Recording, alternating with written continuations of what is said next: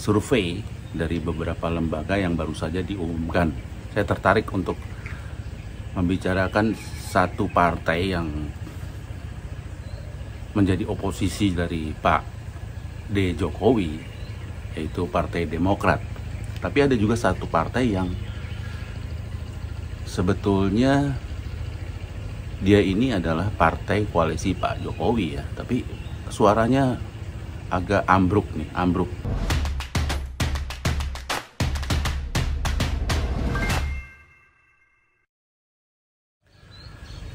Selamat pagi teman-teman Siwert TV, semoga tetap semangat, tetap sehat.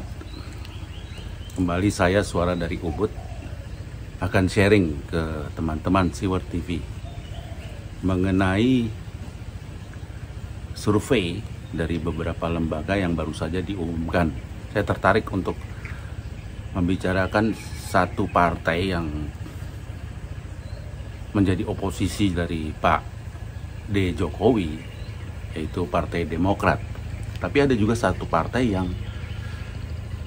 sebetulnya dia ini adalah partai koalisi Pak Jokowi ya, tapi suaranya agak ambruk nih, ambruk. Nasdem. Apa penyebabnya? Saya ingin coba sharing ke teman-teman Siwert TV. Mungkin teman-teman Siwert TV nanti ada tanggapan. Kok bisa ya Nasdem ambruk seperti itu di survei yang baru-baru ini diumumkan oleh beberapa lembaga survei yang memang kredibel. Teman-teman Siwert TV, pada pertengahan Maret kemarin di sekitar Kemayoran, AHY dengan bangganya mengatakan bahwa terjadi tren kenaikan elektabilitas dari Partai Demokrat pimpinannya. Jadi ada lembaga survei yang sudah memberikan hasil survei mereka seperti Litbang Kompas itu 10,7%, kemudian Populi Center itu 9,6%. Ada kenaikan menurut AHY dari hasil legislatif kemarin yang kira-kira cuma sekitaran 7%-an lah ya, 7,77% tepatnya. Jadi ada kenaikan nih ceritanya. Tapi mendadak kemarin survei yang dilakukan oleh 3 lembaga survei kredibel, Carta Politika, SMRC, dan satunya lagi Indobarometer, itu tidak menunjukkan hal seperti itu. Bahkan si Populi Center pun akhirnya cuma akhirnya menghasilkan survei yang cuma 6,7%. Jadi kalau itu betul naik, turun lagi, dan turunnya cukup banyak loh, ya 3%-an turunnya. Nah, apakah yang dikatakan oleh AHY ini benar? Dari hasil survei jelas salah. Karena sebelumnya di 2019 mereka mendapat 7% lebih. Sekarang turun sekali gitu ya, turun. Demokrat kalau menurut Carta Politika turun 0,7%, ya sedikit lah ya. Tapi kalau menurut SMRC 5,7, lumayan nih 2%. Populi Center juga 6,7 kan tadi. Jadi apa benar kata-kata AHY yang menyombongkan bahwa Demokrat naik? Rasanya saya lebih percaya sama lembaga survei ini karena kredibel, dan ini mereka sudah pengalaman melakukan hal ini. Jadi salah atau benarnya ya yang saya bilang tadi, kredibel. Kalau kita lihat tilik ke belakang, apa sih yang bisa menurunkan elektabilitas dari Demokrat? Pertama, Demokrat ternyata sudah bukan lagi Demokrat. Karena apa? Tidak demokratis lagi. 2, calon pemimpin DPD dari Sulawesi Selatan dan dari Jawa Timur mundur. Dan jangan salah, mereka ini memiliki pengikut yang akan menggerogoti Demokrat. Jagoannya mundur, anak buahnya juga pasti mundur. Kediri sudah mundur, belum lagi yang lain-lain. Sulawesi Selatan akan mundur, mengikuti apa yang dilakukan oleh calon ketua DPD yang seolah-olah dizolimi lah, kira-kira seperti itu. Menang suara tapi tetap kalah pada saat ditentukan oleh DPP Demokrat.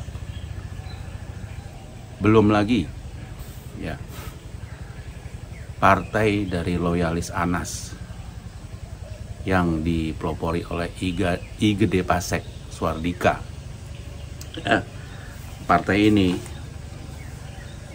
Partai Kebangkitan Nusantara, ke depan dengan berkonsultasi dengan ex-ketua umum Demokrat Anas Urbaningrum. Langkah politik kami tentu berkonsultasi dengan Mas Anas. Jadi kami berkomunikasi dengan Mas Anas ya mungkin sebulan sekali ya saya mengunjungi beliau ya. Konsultasi intens soal langkah-langkah politik kami. Kita bayangkan saja kalau kita berteman, ya udah lama kita berteman di satu kelompok partai lah, seperti itu. Kemudian sahabat-sahabat kita dikecewakan. Akhirnya apa yang terjadi?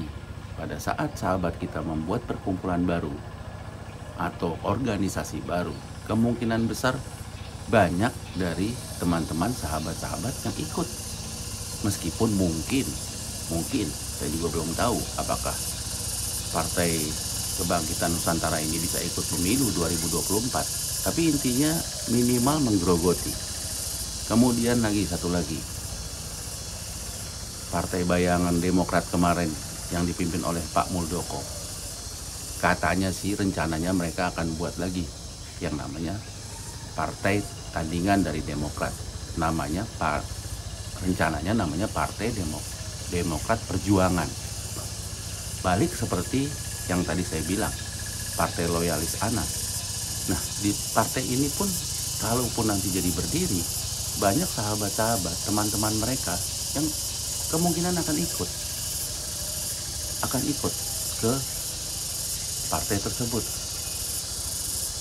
2024 mungkin belum, tetapi pada saat 2024 apakah mereka berjuang untuk Demokrat AHY? Ya enggak, mereka udah lepas. Itu sangat mungkin. Dan kalau perkiraan saya sih, kemungkinan besar nih, kalau lihat dari hasil survei sekarang, ya survei sekarang nih, terutama yang survei dari SMRC, itu Demokrat hanya 5,7%. 5,7%. Bayangin, sudah dekat dengan ambang batas 4%. Ambang batas masuk Senayan. Untuk turun 2% itu sangat mungkin dengan kondisi-kondisi seperti ini. Sangat mungkin. Apalagi ketumnya seperti ini. Ketum yang sama sekali tidak berpengalaman. Hanya langsung menjadi ketum. Belum pernah menjadi orang di birokrat memimpin suatu kabupaten, menjadi bupati, atau kota, menjadi wali kota, atau gubernur bahkan di provinsi, belum pernah. Jadi apa sih karyanya?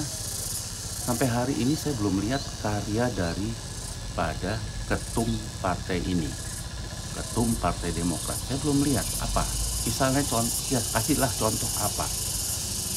Rakyat belum lihat, selain akhir-akhir ini mulai tersorot kulur kilir, mengunjungi ini, mengunjungi si A, pimpinan partai ini, si B partai ini. Tetapi apakah laku? Karena balik-balik baru-baru ini jelas dia tidak berkunjung sendiri, tetapi berkunjung dengan bapaknya. Maaf, berkunjung dengan bapaknya. kayak orang yang tidak percaya diri. Iya kan? Harusnya dia tetap sebagai anak muda berkarya, bener berkarya untuk masyarakat, bukan berkarya untuk partainya saja. Bahkan untuk partainya saya lihat dia juga nggak berkarya. Apa ya, saya juga belum tahu ya bagaimana partainya ini bisa maju dipimpin oleh yang namanya AHY ini. Belum tahu saya, buktinya turun kalau menurut survei. Kalau dia hebat, partai ini sudah di atas daripada 7%-an yang kemarin mereka peroleh di 2019, bisa naik lagi 10 seperti di 2014 itu kan. Tapi kan kenyataannya enggak, malah turun kalau menurut lembaga survei per bulan ini, ya baru-baru inilah. Ada satu hal yang mengganjal kalau saya lihat Partai Demokrat ini ya, ganjel banget. Kemarin saya lihat acara TV nasional, TV swasta nasional itu menghadirkan pembicara-pembicara yang ya berdiskusi untuk 2024. Kemudian saya lihat siapa yang mewakili Partai Demokrat. Ternyata ex-napi koruptor. Saya bingung sama Partai Demokrat. Mereka punya kader nggak sih untuk bicara? Kok yang diajuin orang seperti ini? Akhirnya apa yang terjadi? Rakyat langsung ingat loh, ini koruptor kok bicara. Sama seperti kasus Hambalang yang memang tidak bisa disingkirkan dari Partai Demokrat. Nah ini udah jelas, dia ini napi koruptor. Ya udah nggak usah dimajuin kali. Ini masih dimajuin. Jadi saya bingung, apakah di Partai Demokrat kekurangan orang untuk bicara? Rasanya ya kayaknya nggak masuk banget gitu loh. Saya lihat orang seperti ini.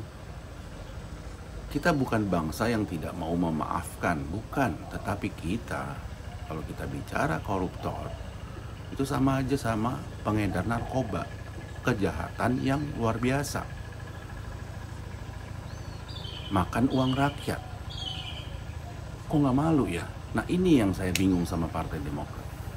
Makanya pasti jeblok. Kalau rakyat kita ini udah pintar, pasti harus jeblok. Kenapa jeblok? Ya itu, kok yang namanya koruptor masih dipelihara. Sudah memecahkan rekor sebagai koruptor termuda, itu yang kemarin salah seorang bendaharawan di Kalimantan sana. Sekarang pembicara masih juga napi ex-koruptor. Waduh, terus terang sih saya agak bingung dengan partai ini. Maunya apa? Nyinyir ke pemerintah kayak Mr. Panci, meskipun dia udah keluar katanya. Jokowi lah dibilang sales mobil. Ya, aduh, kayaknya nggak ada apa ya. Gimana sih cara berpikirnya, saya nggak ngerti. Saya akan kritik. Saya juga akan kritik orang, misalnya Pak Jokowi ini yang saya dukung, saya akan kritik. Tetapi bukan kritiknya receh kayak begitu. Pak Jokowi tidak bermaksud jadi sales, kenapa jadi sales? Nah itu, kira-kira seperti itu. Ini yang saya lihat mutu dari kader-kader Demokrat. Bagi saya sih, sayang, kasihan. Ya akhirnya prihatin, paling itu aja. Teman-teman Siwar TV, kita sekarang bicara mengenai Partai Nasdem nih. Ini agak aneh nih partai satu nih. Pada saat 2019 hebat nih Nasdem. Dia bisa sampai 9,05%, bayangkan. Sebagai partai yang belum lama berdiri tapi sudah bisa meraih suara sebanyak itu, dan dia menjadi koalisi dari Pak Jokowi bersama PDIP, Bu Mega. Nah sekarang nih kok ya mendadak menurut Carta Politika dia tinggal 5,1%. Yang paling parah ya menurut CMRC cuma tinggal 2%. Wah kok bisa begitu ya?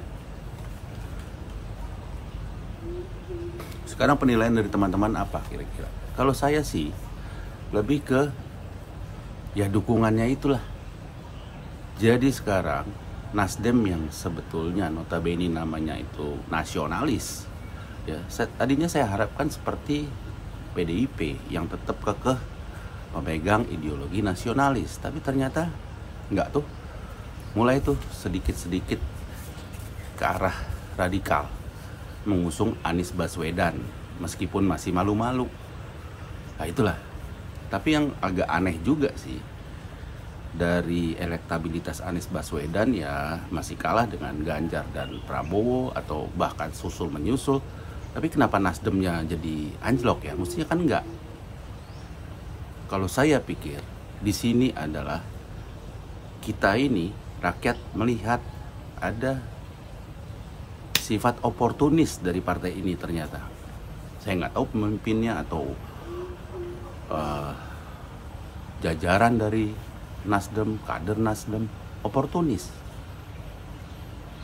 Jadi tidak ada ideologi yang jelas. Tergantung angin berhembus. Nah ini yang membuat satu partai agak sulit untuk bertumbuh seperti PDIP yang kemungkinan besar 2024 menang lagi. Jadi 3 kali berturut-turut hat-trick. Kalau di bola hat-trick itu udah keren banget. Nah, gitu. Demikianlah teman-teman dari saya, suara dari Ubud. Terima kasih atas perhatian kalian. Terima kasih kalian mau nonton video saya. Sekali lagi terima kasih. Saya suara dari Ubud pamit. Kedatangan putra sulung mantan Presiden ke-6 Susilo Bambang Yudhoyono yang juga Ketua Umum Partai Demokrat Agus Harimurti Yudhoyono disambut ribuan kader Partai Demokrat Sumatera Utara. Ketua DPD Partai Demokrat Sumut periode 2022 hingga 2027 dipercaya